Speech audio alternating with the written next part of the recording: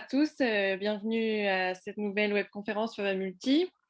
Le thème d'aujourd'hui, c'est les malformations vasculaires médulaires, de la classification à la prise en charge thérapeutique, et ça va être présenté par le docteur Georges Rodèche, qui est neuroradiologue à l'hôpital Foch, qui est un centre de référence des anomalies neurologiques et crânio-faciales vasculaires. Et vous pouvez poser toutes vos questions sur le chat, on y répondra après la présentation.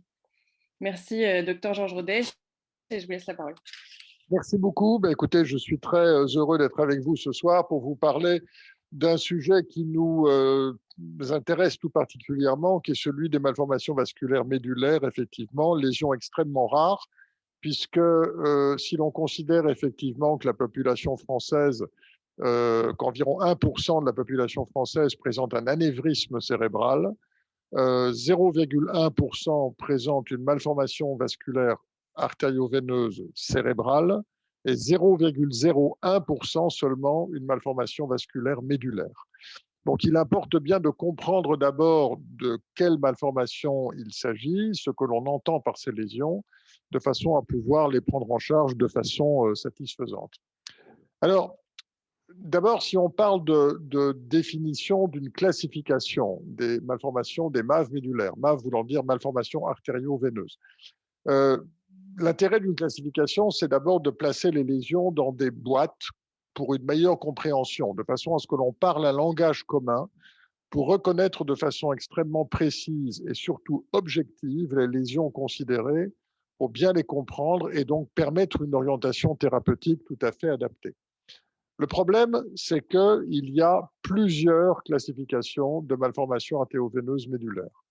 Plusieurs classifications, et ce qui fait dire même à des neurochirurgiens importants, tels Dan Barrow, qu'il y a en fait plus de classifications que de lésions. Et effectivement, quand on regarde les différentes littératures qui se sont intéressées à ces malformations artério-veineuses médulaires, eh bien, vous trouvez des définitions qui sont différentes en fonction de la littérature américaine, de la littérature européenne ou de la littérature chinoise.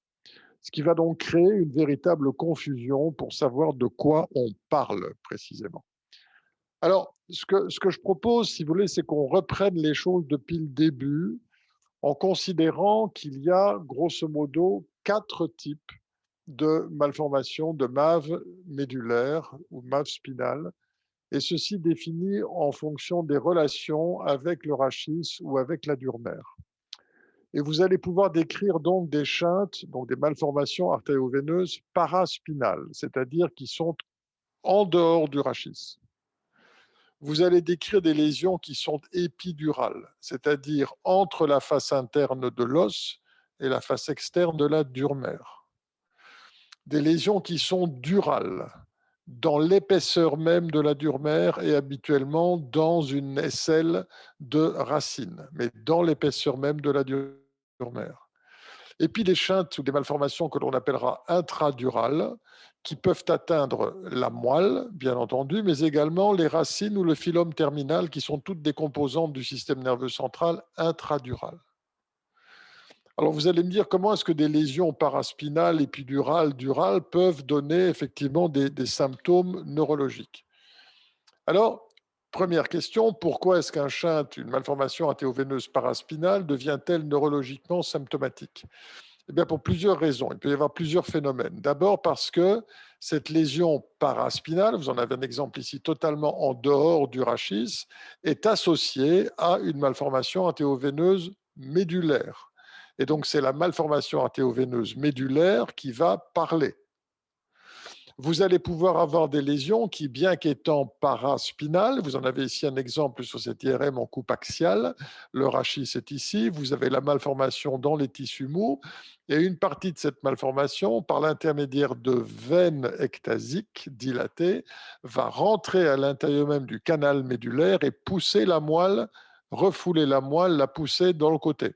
Et c'est cette compression médulaire intradurale qui va donc être neurologiquement responsable des symptômes neurologiques.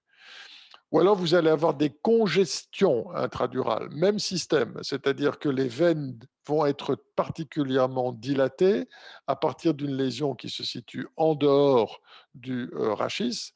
Et cette dilatation veineuse, non seulement peut pousser la moelle sur le côté, comme ici, mais également participer à une forme d'étouffement médulaire, parce que ces veines dilatées ne vont pas pouvoir drainer normalement le parenchyme médulaire. Donc il va se sentir étranglé et va donner donc cette congestion veineuse, cette myélopathie veineuse liée à cet engorgement des veines de drainage. Et bien entendu, ces veines de drainage peuvent se rompre, donnant lieu à ce moment-là à une hémorragie intradurale, donc dans le canal ou dans la moelle, qui peuvent être contribuées là également à la symptomatologie neurologique. Alors, autre question, pourquoi est-ce qu'un shunt épidural devient neurologiquement symptomatique? Pour la même raison. Soit vous avez une congestion veineuse, vous avez ici un shunt épidural qui va drainer ou se drainer dans les plexus épiduraux. Du fait d'une thrombose ou de sténose qui existe sur ce plexus épiduraux, il va y avoir à ce moment-là un reflux dans des veines de la moelle. C'est ce petit chenal tortueux ici. Et ce sont ces veines médulaires qui, encore une fois, congestives, empêchent la moelle de fonctionner correctement et vont se révéler par des déficits neurologiques ou par des anomalies IRM avec cet hypersignal de souffrance. À côté de cette congestion veineuse, vous pouvez avoir des compressions veineuses. Regardez ici, vous avez cette moelle cervicale, vous avez ce volumineux lac veineux épidural en dehors donc de la moelle et qui va comprimer la moelle là aussi, responsable donc du fait de cette compression veineuse, de l'accident ou du problème neurologique. Et puis bien entendu, qui dit veine intradurale ou épidurale va pouvoir montrer qu'il s'agit de rupture avec une dilacération, une rupture donc de ce système veineux de drainage, donnant lieu à cet hématome épidural tel que vous le voyez par exemple dans ce cas-ci. Alors, on poursuit notre analyse. Pourquoi est-ce qu'un shunt dural devient neurologiquement symptomatique? Le shunt dural, donc dans l'épaisseur même de la dure mère, c'est exactement la même chose. Vous avez toujours l'hypersignal de souffrance. Vous allez avoir la moelle qui est complètement étouffée, congestive par ces veines. Et ce sont effectivement toutes ces veines intradurales qui vont étouffer la moelle et donc créer la myélopathie responsable du symptôme neurologique. Alors, il est intéressant de noter que ces malformations durales ou ces shunts duraux sont surtout des malformations qui affectent l'homme de plus de 50 ans. Et vous allez avoir à ce moment-là des symptômes qui sont extrêmement progressifs. Ils vont être tellement progressifs. Regardez ici ce schéma qui m'avait été montré par un patient qui venait de Moscou et qui montrait très bien qu'au fil du temps, 2013, 14, 15, 16, 17, etc., vous aviez cette dégradation petit à petit de l'état neurologique du malade, puisque cette moelle étouffée de plus en plus va présenter des symptômes de plus en plus complets et de plus en plus importants. Il est à noter que ces malformations durales, ne présentent pas d'hémorragie parce que ce sont des lésions à flux lent. Alors, le traitement de ces lésions, vous en avez ici des exemples. Regardez, vous avez l'artère nourricière, un tout petit shunt de communication entre une artère et la veine de drainage. Le traitement favorisé, du moins dans notre institution, c'est une embolisation, c'est-à-dire que l'on va cathétériser très sélectivement le pédicule nourricier de la lésion. Vous avez ici le cathéter qui est placé distalement dans l'artère, puis le microcathéter placé au contact même du shunt, et ensuite vous avez ici le contraste qui va mouler la communication artéroveineuse. Cette communication artéroveineuse doit à ce moment-là être boucher en injectant une sorte de colle acrylique, on en parlera un peu plus tard, et c'est ce bouchage de la communication artéroveineuse qui va faire que ces veines dilatées précédemment vont retrouver un drainage veineux normal pour la moelle, avec à ce moment-là une amélioration de la symptomatologie. Regardez ici cette moelle avant l'embolisation, vous avez le signal blanchâtre à l'intérieur qui correspond à la souffrance médulaire. 48 heures plus tard, la moelle se dégonfle. Vous voyez comme elle était plus grosse ici, elle est beaucoup moins grosse là, et cet hypersignal disparaît. Donc, bien entendu, dans ces conditions, vous proposez une anticoagulation également, de façon à ce que ces veines ne se thrombosent pas au fur et à mesure de leur évolution. Alors, d'autres écoles diront que le traitement à proposer d'emblée va être la chirurgie plutôt que l'embolisation. Je ne vais pas rentrer dans ce débat, c'est vraiment une discussion entre des équipes ou des différentes écoles qui considèrent ces pathologies. Nous considérons à Foch qu'une intervention est surtout proposée s'il y a une véritable contre-indication au traitement de vasculaire, notamment lorsque vous avez un tronc commun entre l'artère nourricière qui va donner la fistule durale, le chêne dural, et une artère qui va à la moelle. Vous avez ici, par exemple, à la fois le drainage veineux médulaire et du même niveau une artère spinale antérieure qui est l'artère la plus importante pour la moelle. Donc là, vous n'allez pas risquer d'emboliser de façon à pouvoir éviter, bien entendu, toute occlusion d'une artère qui pourrait aboutir à une paraplégie. Même chose ici, vous avez un drainage veineux vers la moelle que vous voyez très bien, mais en même temps, si vous regardez bien, vous avez derrière une toute petite artère qui correspond à une artère spinale postérieure. Vous n'allez pas non plus là et prendre un risque dans ces conditions-là. Et dans ces conditions-là, c'est la chirurgie qui va faire un abord intradural de la lésion, repérer la veine de drainage et simplement couper la veine de drainage. Et cette coupure de la veine de drainage va aboutir donc à l'amélioration rapide de la situation hémodynamique. Regardez ces veines comme elles sont dilatées avant le clippage et après tout ça dégonfle tout de suite et va reprendre un trajet tout à fait, une fonction normale. Vous avez des veines qui étaient ici tout à fait bleutées et qui redeviennent beaucoup plus roses après, une fois que le clip a été bien positionné sur la veine de drainage pathologique. Alors, si nous entrons et si nous pénétrons encore plus vers la moelle elle-même, la question à poser, pourquoi est-ce qu'un shunt intradural, une malformation intradurale, devient neurologiquement symptomatique? Eh bien, ça peut se faire de deux façons, soit sur des symptômes progressifs, soit sur des symptômes aigus. S'il s'agit de symptômes progressifs, ben c'est toujours la même physiopathologie. Soit c'est de la congestion, vous avez ici la malformation, et toutes les veines dilatées qui vont étouffer cette moelle en lui donnant son aspect gonflé, turgescent avec l'hypersignal blanchâtre au milieu. Soit c'est de la compression, parce que vous avez des volumineuses ectasies veineuses qui vont comprimer la moelle. Regardez, la moelle, c'est uniquement ce petit cordon ici qui va être complètement repoussé vers l'arrière et comprimé par l'ectasie veineuse pulsatile. Donc vous doutez bien que du fait de cette compression, cette moelle ne peut pas fonctionner, que des symptômes arrivent. Et puis ces symptômes peuvent être aigus, habituellement sur des phénomènes hémorragiques, plus rarement sur des phénomènes de thrombose veineuse, et vous avez ici un caillot à l'intérieur d'une dénectasie. L'habituellement, c'est l'hémorragie, soit avec une rupture qui se fait soit à l'intérieur même de la moelle, donnant à ce moment-là une hématomyélie, ou une hémorragie méningée, donnant une hémorragie sous-arachnoïdienne par rupture habituellement des veines postérieures de la moelle. Alors, je vais passer rapidement là-dessus parce qu'on reviendra. J'ai la chance de pouvoir vous faire un deuxième séminaire dans quelques semaines concernant les malformations antéoveineuses cérébrales et médulaires. Je reviendrai un peu plus en détail sur ces considérations-là. Sachez simplement que un des travaux, je crois, importants qu'on a fait au cours de notre mandature de centre de référence maladies rares, c'était de revoir justement les 210 premiers cas que nous avions eus à Foch de malformations vasculaires pour les classifier, les classer de façon beaucoup plus objective, parce qu'il semblait que c'était ça qui manquait justement dans la littérature. Et donc, on a pu séparer les choses à la fois en fistule et en nidus. La fistule, c'est quoi? C'est une communication directe entre une artère et une veine, sans interposition d'un quelconque tissu vasculaire pathologique. Et ces fistules, on les décrit en macrofistules, qui sont toujours caractérisées par une ectasie veineuse géante. Ces fistules sont toujours superficielles. Elles peuvent être antérieures, postérieures, latérales, voire à l'intérieur même du sillon ventral de la moelle. Et ce qui est intéressant, c'est que ces macrofistules sont habituellement associées à un désordre génétique qui va être du rendu ossellaire, de la mutation RASA1 ou de l'EPHB4. S'opposent à ces macrofistules, ce qu'on a appelé des microfistules. Ces microfistules, elles sont aussi toujours superficielles.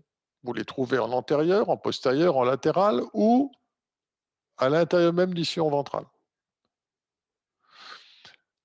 Il n'y a pas habituellement de vrai phénomène génétique qui est associé avant de nous trouver, et surtout, ce sont non pas des ectasies veineuses qui drainent ces microfistules, mais ce sont des dilatations veineuses simples, mais qui ne sont pas aussi grosses poches que dans les macrofistules. C'est ce qui permet de faire la distinction. Et puis, vous opposez à ces fistules des nidus. Et le nidus, c'est ça, c'est l'interposition entre des artères et des veines de ce tissu pathologique.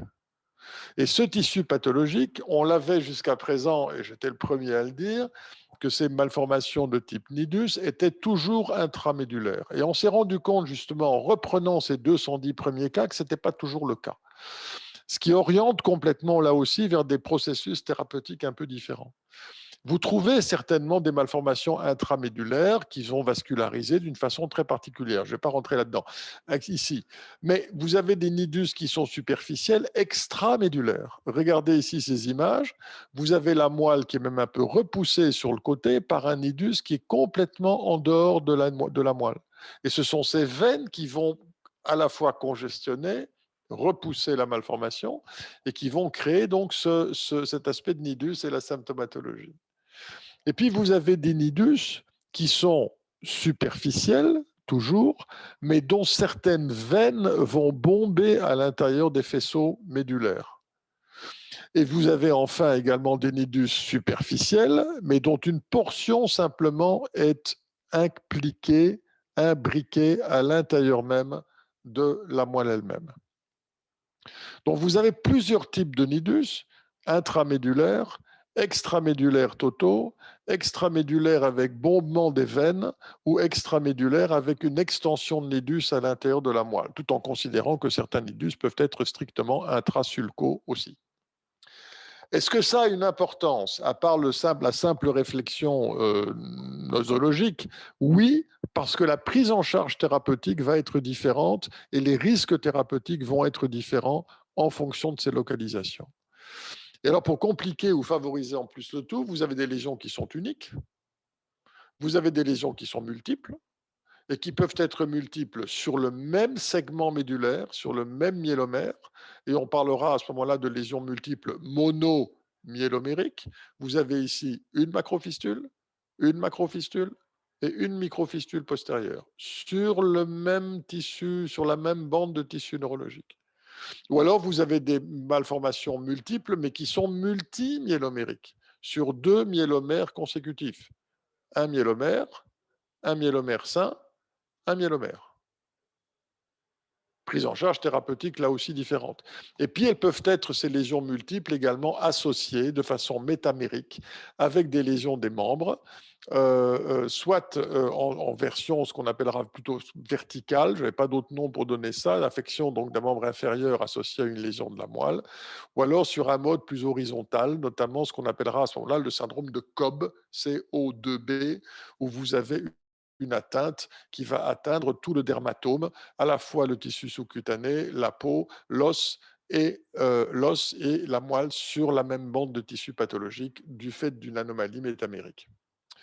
Et puis, tout ça va également se mettre en place sur des unités histogénétiques. Alors, qu'est-ce que c'est qu'une unité histogénétique? Là aussi, beaucoup plus de détails lors du prochain séminaire où on parlera de moelle et de cerveau.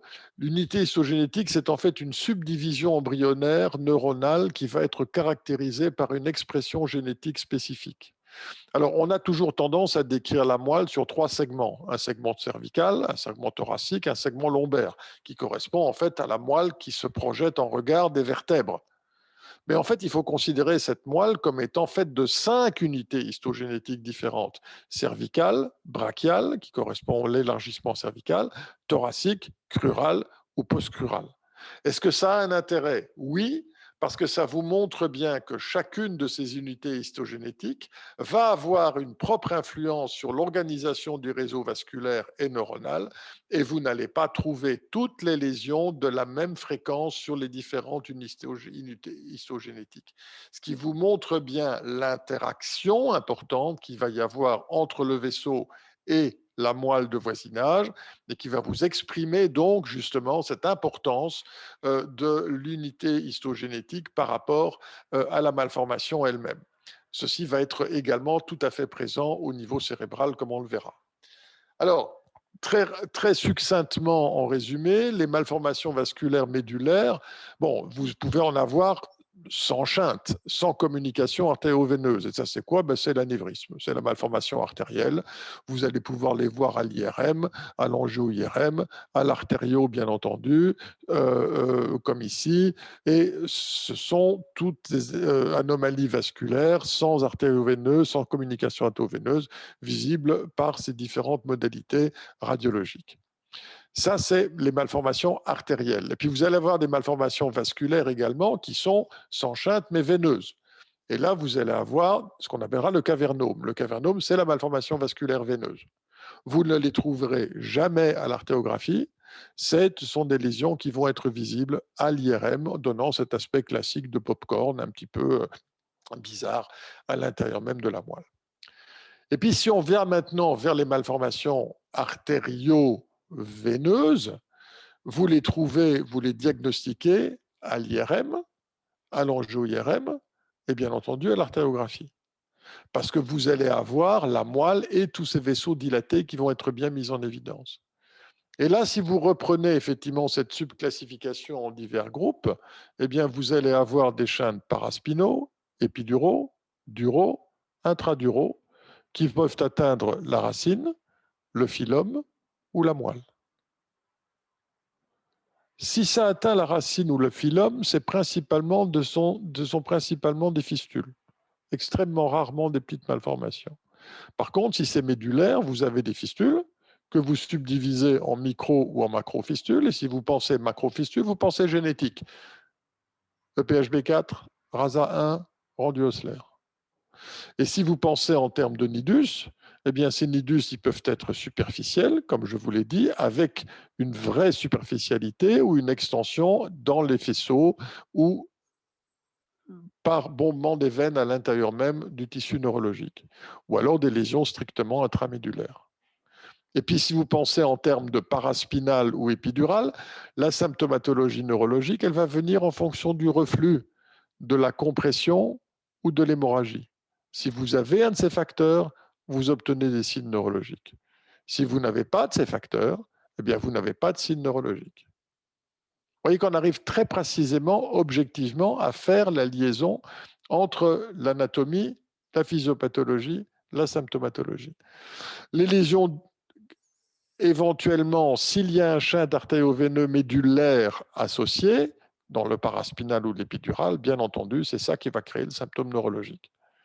Quant aux lésions durales, eh bien, il y a toujours un reflux dans les veines de la moelle, comme je vous l'ai démontré, et là, c'est là que vous allez toujours avoir le symptôme neurologique également.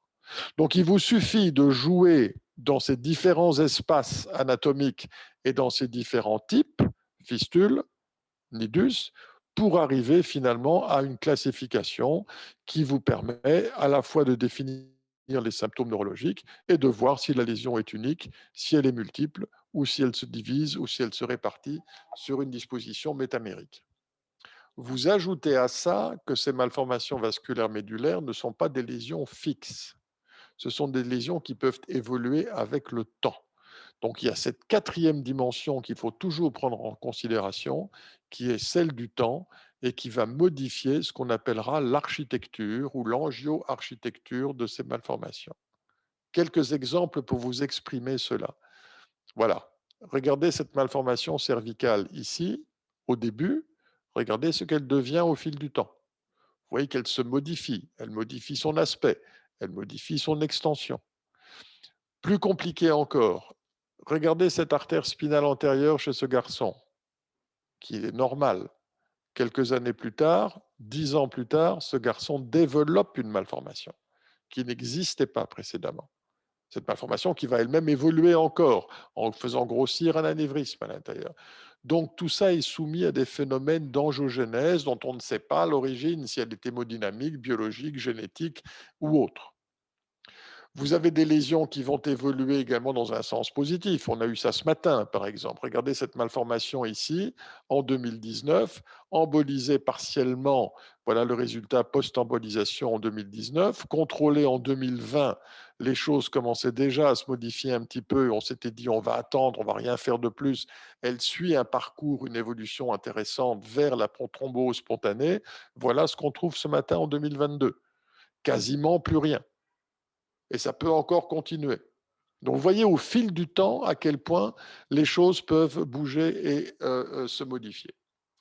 Alors, à partir du moment, puisque nous faisons de la neuroradiologie interventionnelle, à partir du moment où nous devons traiter, emboliser une malformation artéroveineuse médulaire, eh bien, on va d'abord se baser sur toute une analyse extrêmement précise de l'architecture, de la vascularisation, de l'anatomie de la lésion. Et ça commence, bien entendu, toujours par une IRM et par une angio-IRM qui va nous montrer très précisément la localisation, qui va nous montrer l'extension de la lésion, et ensuite une artério qui va nous montrer précisément la façon dont la lésion est construite, avec cet anévrisme, par exemple, ici, ces veines dilatées. Vous voyez que ces veines, là aussi, elles sont principalement extramédulaires. Ici, on a l'impression que c'est de l'intra. En fait, c'est de l'extra qui va pousser la moelle. Quelques veines qui peuvent bomber peut-être un petit peu à l'intérieur des cordons, mais on est en dehors du parenchyme. Et alors, on va analyser tout ça et on va pouvoir utiliser à ce moment-là une colle acrylique qui va être injecté au travers de microcathéters extrêmement fins. Le plus fin qu'on utilise pour la moelle, c'est ceci, 1/3 de millimètre de diamètre à peu près d'extrémité distale. On ne va pas utiliser habituellement des coils. Dans certains cas, on met des spirales en place. On n'utilisera pas de l'onyx, je passe sur ces détails ici. Et on va surtout se baser sur une anatomie vasculaire intrinsèque extrêmement précise. On nous a appris en cours d'anatomie durant nos études que la moelle était vascularisée par une artère spinale antérieure et deux artères spinales postérieures. Oui, mais en fait, ce qu'il faut savoir, nous, en tant que neuroradiologues interventionnels, c'est que toutes ces artères vont se diviser en d'autres petites branches qui vont pénétrer à l'intérieur même de la moelle et participer à ce qu'on appelle la vascularisation intrinsèque. Et c'est de là que les malformations vasculaires vont être vascularisées. Il faudra donc cathétériser très sélectivement ces branches secondaires ou tertiaires de façon à pouvoir traiter la malformation sans abîmer la moelle. Alors, cette glu, comment est-ce que ça fonctionne? On va la mélanger à ce qu'on appelle du lipiodol, qui est un produit un peu graisseux, qui va permettre une polymérisation plus rapide ou plus retardée en fonction de son degré de concentration. Et surtout, cette glu, à ce moment-là, mélangée à du sang, va passer d'un état liquide immédiatement ou très rapidement à un état semi-solide, adhésif. Et c'est ça qui va donner justement l'exclusion, l'occlusion de la malformation dans ces conditions-là. Et donc, la décision de traitement se fait en se basant sur l'anatomie, sur l'architecture, sur les symptômes cliniques et l'histoire naturelle de la malformation. On considère toujours ces trois données pour arriver à traiter la lésion. Regardez ici, vous avez une coupe histologique sur la moelle, le sillon ventral, la moelle grise, les faisceaux sur le niveau de la substance blanche. Vous voyez qu'on arrive actuellement à voir très précisément la vascularisation dans ce type de lésion, l'architecture pour savoir comment c'est construit, et puis donc encore une fois l'histoire clinique et les symptômes. Alors cette histoire clinique, cette histoire naturelle, on la connaît un peu mieux maintenant. Elle était basée précédemment sur 4 grandes séries qui montraient qu'environ 50% en moyenne des patients avec des malformations médulaires se détérioraient sur un mode progressif, petit à petit. Ça déclinait au fil du temps. Et cette déclinaison était rythmée parfois par des épisodes hémorragiques dans environ 50% des cas. Ces épisodes hémorragiques qui aggravaient de façon aiguë la situation, avec des ressaignements qui pouvaient survenir dans des délais un petit peu variables en fonction des patients. Ce qui, de toute façon, du fait de cette dégradation progressive, amenait à un état de dépendance clinique avec des troubles neurologiques sévères dans un maximum de 6 ans après le début des symptômes. On est donc loin d'être face à une maladie bénigne que l'on peut se contenter de surveiller habituellement. Et ces données anciennes ont été corroborées par une étude récente chinoise avec un grand nombre de patients, bien entendu, puisque la Chine a quand même une population qui est extrêmement importante. Nous avons la deuxième série mondiale. Les Chinois sont devant nous du fait de la population qu'ils recrutent, avec là aussi un risque annuel de détérioration extrêmement important, aggravé, enfin, plus élevé au cours d'une période précoce après le début des symptômes, avec donc des interventions qui sont recommandées dans des phases relativement précoces. Le tout est de savoir ce que l'on entend par précoce. Et là, quelques exemples. Alors, que faut-il attendre d'une embolisation, d'une malformation artéroveineuse de la moelle? Eh bien, en premier, bien entendu, ça va être la guérison. On essaye de les guérir en totalité. Alors, exemple, vous avez ici ce garçon de 8 ans qui a des antécédents d'hémorragie ménagée éventuellement, avec toujours, on commence par une IRM.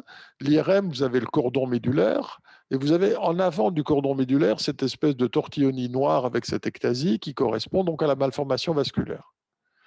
Cette malformation vasculaire, il y a une ectasie. Donc, ça correspond à quoi? Macrofistule, microfistule, veine dilatée. Si on commence à imaginer macrofistule, il faut qu'on aille regarder si par hasard, il n'y a pas un contexte génétique là en dessous.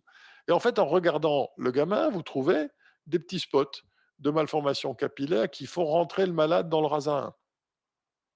Et puis, vous faites l'artéographie. Et l'artéographie, vous allez trouver donc toutes les vascularisations, je passe sur la description exacte, mais de ces artères qui vont rejoindre cette poche veineuse, donc on est cette ectasie veineuse, donc on est bien dans le concept d'une macrofistule, et il va falloir donc aller cathétériser l'artère de la moelle, se mettre au contact même de la fistule pour aller boucher en injectant de la colle à l'intérieur même du système pathologique et aboutir à ce moment-là à l'exclusion de la lésion en totalité. Vous voyez ici le pré-embolisation, voilà le post-embolisation. Et surtout, ce qui est intéressant, c'est qu'en post-embolisation, ces artères extrêmement larges qui ne sont à considérer que comme des autoroutes qui emmènent le sang vers la pathologie, vous fermez la turbine de sang et ces artères vont retrouver en quelques semaines un calibre tout à fait normal. Elles vont faire ce qu'on appelle se remodeler. Alors, un autre exemple, vous avez ici cette femme de 42 ans avec des antécédents d'hémorragie ménagée là aussi, qui garde des troubles sensitifs et des douleurs neuropathiques. Un troisième trimestre de la grossesse, on a publié là aussi sur l'intérêt de l'interaction entre les grossesses et les malformations artéroveineuses médulaires. Vous avez ici la malformation, des artères qui vont vasculariser la lésion, le cathétérisme sélectif de la lésion, l'embolisation avec de la glu, ça c'est le contraste qui nous montre où on est, ça c'est la glu qui va mouler correctement la lésion, et le contrôle post-embolisation qui va montrer la déconnexion totale de la malformation, avec la cicatrice donc de la thrombose de la lésion sur le cordon médulaire lui-même. Et puis ce cas qu'on a eu récemment avec Stanislas Majda, cet enfant qui a 1 an et 8 mois, qui est un des plus petits qu'on a eu à traiter, découverte absolument fortuite de cette macrofistule. Il avait été opéré d'un kyste dans la région lombaire et les médecins qui nous l'avaient adressé avaient d'abord, avant de traiter le kyste, fait une IRM pour essayer de savoir s'il y avait une communication vers le canal. Il n'y a pas de communication vers le canal, mais ils sont tombés là-dessus. Et là-dessus, cette grosse fistule, vous voyez qu'elle comprime complètement la moelle. D'accord. La moelle est ici complètement refoulée et comprimée vers l'arrière. Alors, on s'est retrouvé dans une situation qui était pour nous assez soucieuse, puisque voilà un double cathétérisme qui avait été fait au moment du geste endovasculaire qui montrait que les deux artères spinales antérieures se réunissaient sur la ligne médiane pour aborder cette fistule. Et là, il faut imaginer à ce moment-là ce qui se passe en termes de microvascularisation. Vous avez en fait l'artère spinale antérieure, les petites branches secondaires ou tertiaires qui vont rentrer dans la moelle. Vous avez ici la coupe axiale de ceci est la coupe en profil. Et donc, vous imaginez bien que cette énorme poche ici, eh ben, elle se localise exactement là. C'est ça l'image. En IRM, c'est ça l'image de la poche. Avec une artère extrêmement courte entre la spinale antérieure qu'il faut absolument préserver et l'ectasie veineuse. Donc là, on s'est posé la question longtemps, parce que si vous contaminez avec votre matériel d'embolisation l'artère normale, l'enfant est paraplégique à vie. Or là, c'est une découverte fortuite chez un gamin qui va parfaitement bien. Donc il ne s'agit pas de se tromper de ce qu'on va faire. Alors là, on a imaginé en fait que pour traiter cette lésion, vu qu'on n'avait pas de zone de sécurité au niveau de l'artère, eh bien, on allait utiliser l'artère comme autoroute pour passer directement dans la veine. Donc là, vous avez le cathétérisme du vaisseau avec le petit cathéter à l'intérieur même de la veine, et puis on va chercher la bonne position pour injecter notre colle à l'intérieur de la veine. Donc là, c'est la vue de face stricte. On passe sur des trois quarts pour essayer de trouver la bonne position, et paf, vous avez ici un shot de glu qui est complété secondairement par un deuxième shot de glu, puis par un troisième shot de glu, toujours en utilisant la même artère, mais en rentrant dans la veine. Voici la veine totalement remplie de notre colle acrylique, avec un résultat immédiat qui montre donc la perméabilité de l'artère spinale antérieure et le volumineux grelot de colle qui est placé à l'intérieur même de la poche. Avec un contrôle IRM qui montre à distance, plusieurs mois plus tard, la poche totalement thrombosée. On n'est plus du tout dans l'IRM de départ, que je vous remontre ici, la grosse ectasie, toutes les veines dilatées autour. Je reviens sur mon histoire maintenant ici. On est complètement sur une zone thrombosée, ce qui correspond à l'artéographie, avec là aussi l'artère spinale antérieure totalement remodelée, qui a repris des fonctions normales, et un gamin qui est neurologiquement strictement normal dans ces conditions-là aussi. Alors, la guérison, c'est bien entendu le traitement optimal à chercher. Maintenant, si vous n'arrivez pas à guérir, eh bien, il faut au moins essayer de stabiliser l'histoire naturelle, c'est-à-dire arrêter la progression des symptômes et améliorer les symptômes. Et ça va jouer sur ce qu'on appellera, ou en utilisant ce qu'on appellera la sémiologie angioclinique, c'est-à-dire essayer de définir quelle est la partie de la malformation qui va être responsable du symptôme. Et en travaillant spécifiquement sur cette zone responsable du symptôme, vous allez pouvoir renverser la symptomatologie. Donc, on fait une embolisation partielle ciblée en fonction de cette sémiologie angioclinique. Et ça va surtout passer, encore une fois, par la décongestion, l'effondrement du système veineux qui comprime ou qui congestionne la moelle. Regardez cet exemple ici, je vous l'ai déjà montré dans le cadre des malformations multiples monomyélomériques. Vous avez encore une fois une artère spinale antérieure qui se divise en deux. Une branche prend en charge une macrofistule, une branche prend en charge une autre macrofistule au même niveau, une artère spinale postérieure qui va prendre en charge une microfistule au même niveau, deux antérieures, une postérieure. D'accord? Vous avez là l'énorme ectasie veineuse ou le lacis veineux qui va étouffer cette moelle et la comprimer. Donc là, qu'est-ce qu'on fait? Eh bien, on monte des microcathéters, on va rentrer donc à l'intérieur même des différentes composantes vasculaires et vous obtenez ce résultat-là. Il reste un tout petit truc à drainage veineux extrêmement lent, non congestif, et une patiente qui récupère totalement de son symptôme neurologique. Avec un petit reliquat qui paraît trop à risque et inaccessible pour le moment, on va suivre tout ça. Un autre exemple, une malformation qui est ici localisée à la face antérieure de la moelle, avec une vascularisation importante qui vient à la fois de la vertébrale droite et de la vertébrale gauche.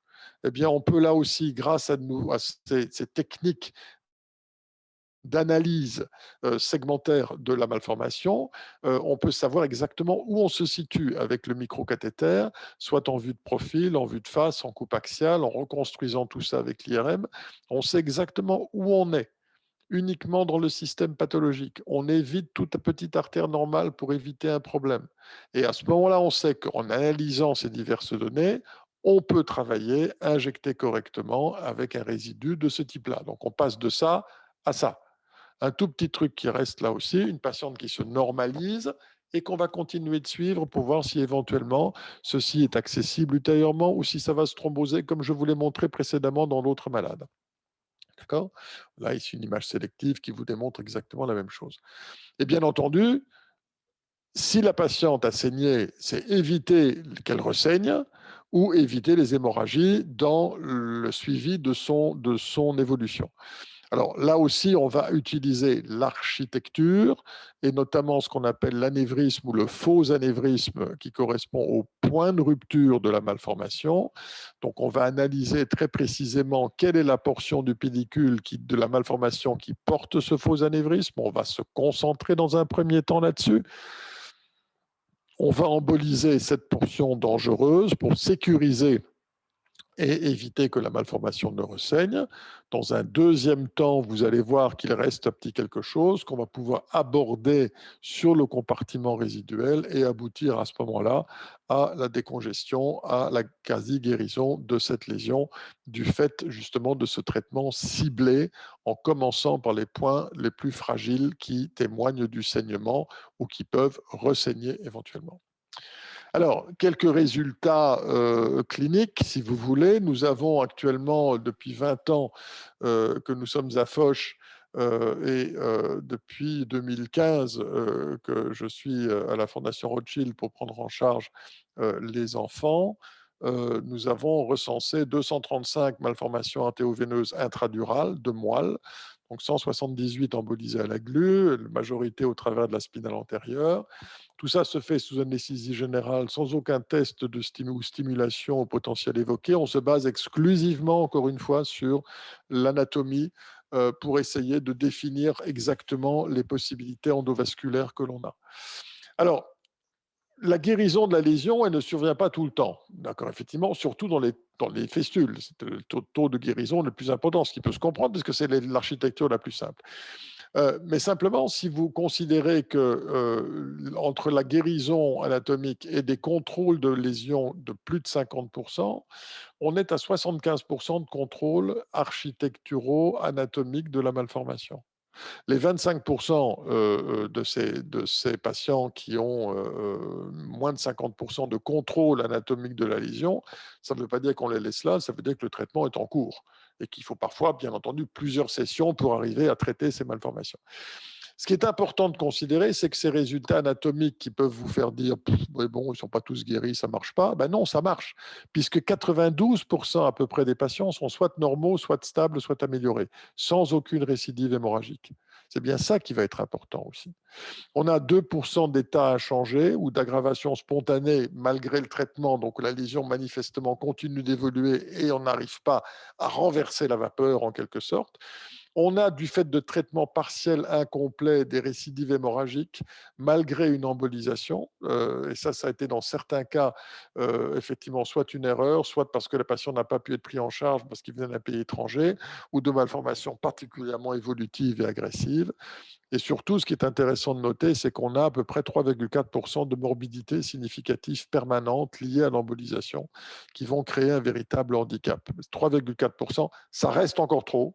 Bien entendu, ce sont des catastrophes neurologiques, mais qui doivent quand même être considérées par rapport à l'évolution de ces malformations ou des traitements positifs que l'on peut obtenir. Voilà, par exemple, encore un résultat anatomique très partiel. Regardez cette très volumineuse malformation artéroveineuse dans la deuxième, en regard de ces deux, la portion cervicale haute, qu'après embolisation, on a à réduire à quasiment rien, avec un petit résidu à la face postérieure dont on va discuter le devenir. Alors, encore des exemples de traitements partiels. Vous avez la malformation ici, vous avez ce gros nidus malformatif à cet endroit.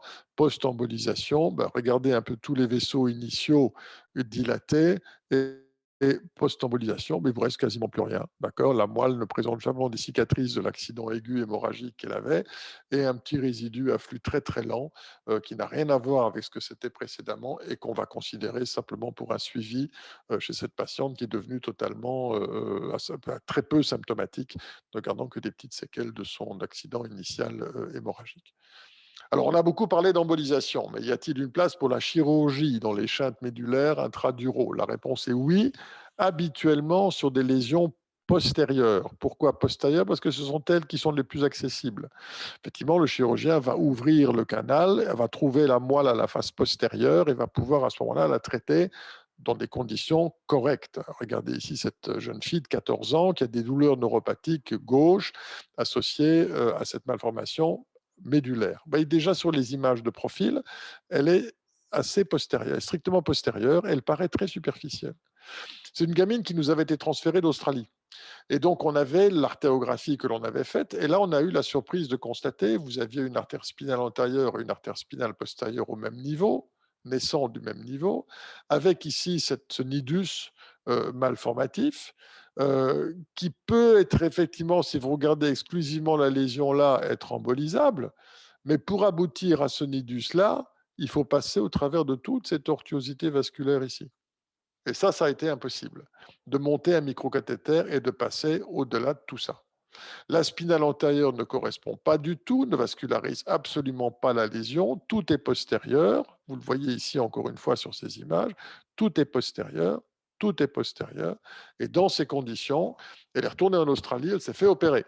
Voilà, selon la technique moderne, ce qui va être la résection sous-piale, c'est-à-dire que vous avez la malformation, on va donc simplement déconnecter sans rentrer dans la moelle les vaisseaux en les séparant en quelque sorte du parenchyme médulaire. Voilà la moelle, une fois qu'elle a été que la malformation a été retirée, et le contrôle angiographique qui va montrer donc l'exclusion totale de la malformation et la guérison de cette malformation et de cette patiente. Alors, dans certains cas, ça c'est la situation la plus simple. Parfois, on est coincé. Et il faut véritablement des chirurgiens absolument hors pair pour arriver à se sortir de ces situations. Je vous montre ici un cas tout à fait exceptionnel de ce garçon qui a 13 ans, qui a fait plusieurs épisodes d'hémorragie, qui a un hématomyélie. Quand il avait 10 ans, il a été embolisé partiellement avec des particules, qui est un matériel transitoire. Il a récidivé son hémorragie et nous, on se retrouve à ce moment-là devant cette lésion extrêmement complexe avec des anévrismes, des ectasies, comme vous le voyez ici. On va aller emboliser une grande partie de ces choses. D'accord, vous voyez que supprimer la majeure partie de ces ectasies, on se situe dans une situation qui nous paraît stabilisée à ce moment-là, auprès de 2 ou 3 sessions. Le gamin en a marre, on dit bon, on va attendre un petit peu, on va vous revoir dans quelques mois, puis malheureusement, il renseigne encore une fois. Donc là, les parents qui viennent d'un pays étranger se posent des questions, à juste titre. Est-ce que l'embolisation est véritablement le bon traitement à proposer? Et puis, ils contactent un chirurgien absolument exceptionnel aux États-Unis qui dit, moi, je peux sans doute aller opérer le truc. Alors, quand il le trouve, ben, il se trouve déjà dans une situation favorisée parce que nous, on a traité déjà toute la composante intramédulaire de la malformation. Et il ne lui reste que la composante superficielle. Donc, il va compléter le traitement en faisant des embolisations par son équipe aux États-Unis. Il va compléter le traitement pour tenter d'assécher le plus possible le résidu malformatif. D'accord. Et puis, il va aller opérer le tout. Et là, vous avez ici 2 interventions, une de 13 heures, une de 6 heures. Vous avez ici la malformation et tous les varices importantes qui constituent la lésion elle-même. Et il va aller débulguer tout ça petit à petit, une fois 13 heures, une deuxième intervention 6 heures, pour aboutir à ce résultat où la moelle paraît indemne maintenant de malformation avec des veines qui reprennent un aspect noirâtre qui correspond non plus rouge parce qu'il y a du sang artériel qui draine, mais un sang noirâtre de drainage veineux. Tout ça par cette résection sous-piale qui va donc aller séparer vaisseau par vaisseau, demi-millimètre par demi-millimètre, la malformation du parenchyme. Avec un résultat qui, moi, j'avoue, m'a paru extrêmement impressionnant, puisqu'il n'y a plus de lésions. Simplement, c'est une rééducation lourde, hein, c'est un exosquelette quasiment dont le gamin bénéficie. Apparemment, ça se présente pas mal, je n'ai pas de nouvelles récentes, mais c'est chirurgicalement une prouesse. Je connais peu de gens qui savent faire ça, mais ça veut dire qu'il y a des possibilités chirurgicales dans certains cas quand même. Et puis le futur, le futur, il faut le penser comme ce sont des malformations qui sont soumises à des phénomènes d'angiogénèse. On peut éventuellement penser à des phénomènes, à des traitements d'anti-angiogénèse. Et là, il y a un papier qui est sorti il y a peu de temps, 2021, septembre, où on a donc sur un syndrome de Cobb, vous avez la lésion dans le rachis, vous avez la lésion maxillaire médulaire, et on il avait été prouvé que ce patient présentait une mutation CARAS, il a été traité par tramétinib, et puis vous voyez le post-traitement, c'est assez bluffant, ce qui montre bien qu'on est face à une maladie biologique que jusqu'à présent on traite de façon mécanique, mais qu'il faut penser à réfléchir différemment à toute cette malformation. Alors, en conclusion de ce long exposé, la façon dont nous prenons en charge les chintes artério-veineux d'uro symptomatiques, si vous avez un patient qui arrive avec une symptomatologie neurologique qui évoque un dysfonctionnement médulaire, s'il a des symptômes aigus, la première chose à faire, c'est de le soumettre à une IRM. Si l'IRM montre une hémorragie, on complète l'IRM par une angio-IRM. On ne fait pas d'artério en première intention. Ça n'a aucun intérêt. On attend la récupération du patient qui se passe généralement en 4 à 6 semaines, sauf éventuellement la discussion sur les nouveau-nés nourrissons. Ça, je ne rentre pas dans ce détail. Mais à partir du moment où la récupération se fait, on fait une embolisation, si possible, en première intention. Exemple, hématomyélie, l'hématome au sein de la moelle, l'angio-IRM qui vous montre la lésion, laissons le patient récupérer. On attend 4 à 6 semaines. Et on va commencer par traiter, bien entendu, la portion de la malformation qui a saigné avec l'ectasie, le faux anévrisme. On va continuer après sur l'autre portion et on aboutit, après 2 sessions, à la guérison de la malformation. Si le patient vient avec des symptômes aigus qui concernent la moelle, toujours première intention, l'IRM. L'IRM ne vous montre pas d'hémorragie, mais une thrombose veineuse.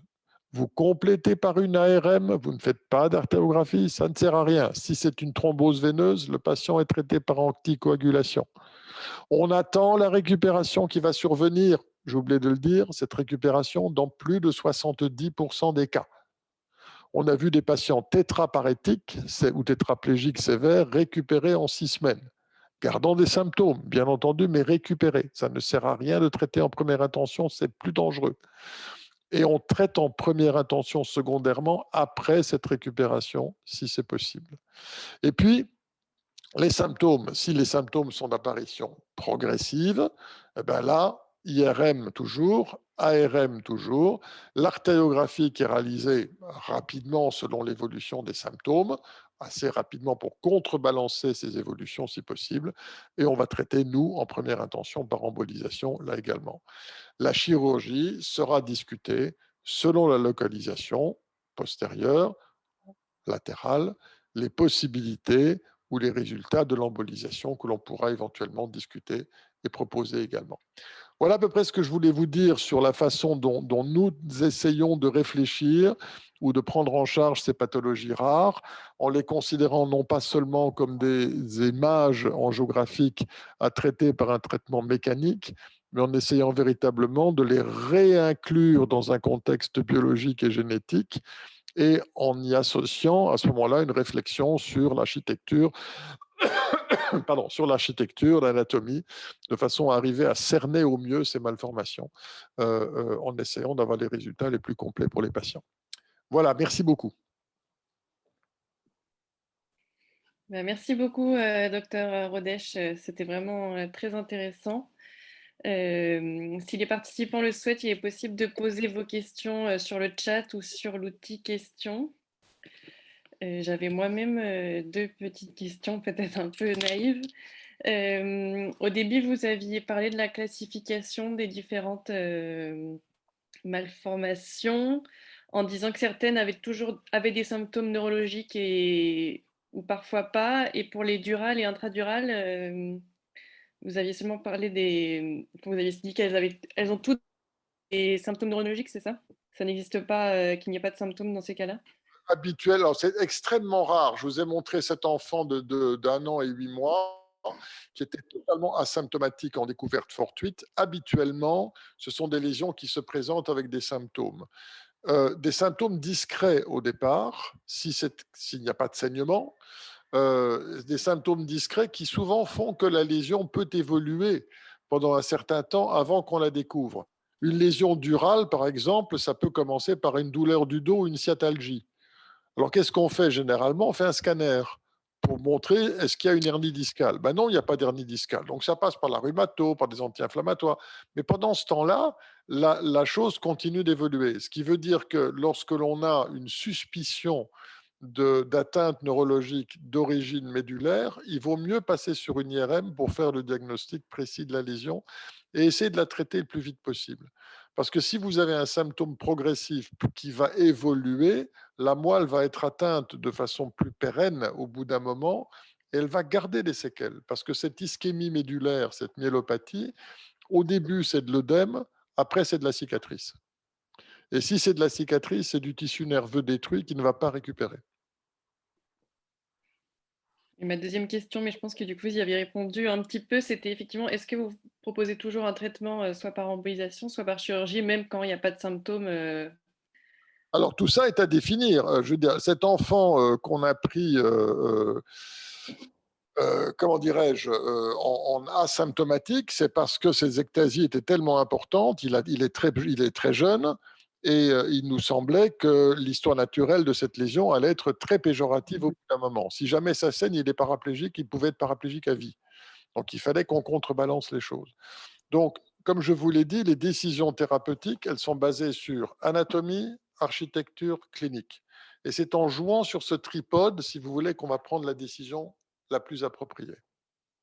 Donc oui, si une lésion est asymptomatique avec une architecture dangereuse, avec une histoire naturelle qui nous paraît péjorative à court terme, on va pouvoir prendre le risque de traiter. Mais bien entendu, en discutant avec le malade pour mettre tout sur la table pour que tout soit bien précis, quoi.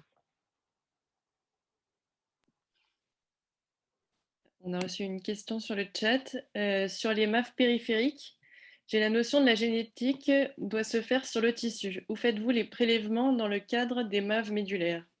Pas faire de prélèvement dans les MAV au niveau de la MAV médulaire elle-même, sauf si elle est associée à un syndrome de Cobb avec une atteinte superficielle au niveau périphérique. Là, vous pouvez prendre une biopsie sur la lésion elle-même superficielle, savoir qu'elle est en relation avec la lésion médulaire elle-même. Autrement, mais ça c'est un protocole que l'on fait, sur lequel on travaille avec mon collaborateur, mon ami Stanislas Majda, pour essayer de voir justement si par des prélèvements sanguins périphériques, on arrive à diagnostiquer justement d'éventuelles mutations ou anomalies.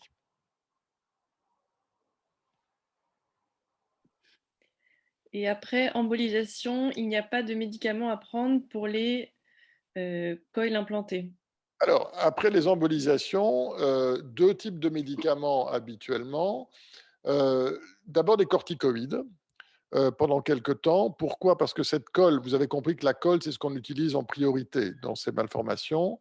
Cette colle, quand elle se transforme de liquide en solide, elle va avoir un effet inflammatoire. Cet effet inflammatoire va dégager de la chaleur. Cette chaleur peut être inflammatoire en elle-même. Et donc, cette inflammation peut jouer sur la moelle en donnant un déficit. Donc, on donne des anti-inflammatoires pour réduire justement cette inflammation, cet œdème éventuel, et ce sont des corticoïdes pendant quelques jours. En fonction également du ralentissement circulatoire que l'on va avoir au niveau du système veineux, on va pouvoir discuter la mise sous anticoagulant pendant quelques jours, le temps que la veine se rétablisse ou reprenne son chemin normal.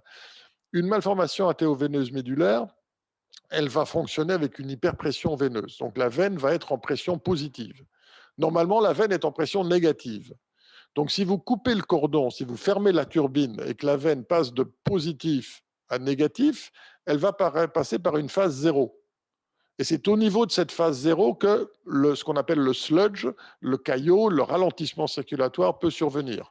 Et c'est quand il y a là ce ralentissement circulatoire que la thrombose peut arriver et peut créer le problème. Donc, dans ces conditions-là, on a l'anticoagulation assez facile pour permettre justement à la veine de recirculer correctement. Donc oui, traitement, les corticoïdes et les anticoagulants en fonction d'eux. Merci pour vos réponses aux questions. Je ne sais pas s'il y a d'autres questions que souhaitent poser les participants. C'est encore temps si jamais. Et sinon, je vous remercie pour votre intervention. Ah, on a une question. Est-ce qu'il est normal qu'on se fatigue plus qu'avant et d'avoir des bruits aux oreilles? Je ne comprends pas très bien la question, je vous avoue, là, par rapport à La personne peut préciser. ouais. Ça n'a rien à voir avec une malformation vasculaire médulaire. Est-ce qu'on se fatigue plus qu'avant? Je ne sais pas. Est-ce qu'on peut avoir des bruits aux oreilles? Il y a des malformations vasculaires qui peuvent donner des bruits dans les oreilles, oui. Il faut simplement à ce moment-là faire le diagnostic, mais là aussi, il y a tout un tas de cheminements thérapeutiques, de raisonnements diagnostiques. Il peut y avoir des bruits, ce qu'on appelle des acouphènes, qui sont liés à des communications artério-veineuses au niveau du cerveau, au niveau de la dure-mère cérébrale. Ça peut être dû à des anomalies veineuses. Il y a tout un tas de précisions diagnostiques à faire, mais là, c'est l'angio-IRM qui aboutit le plus précisément à un diagnostic et donc éventuellement une prise en charge thérapeutique. On n'a pas plus de précision de la personne.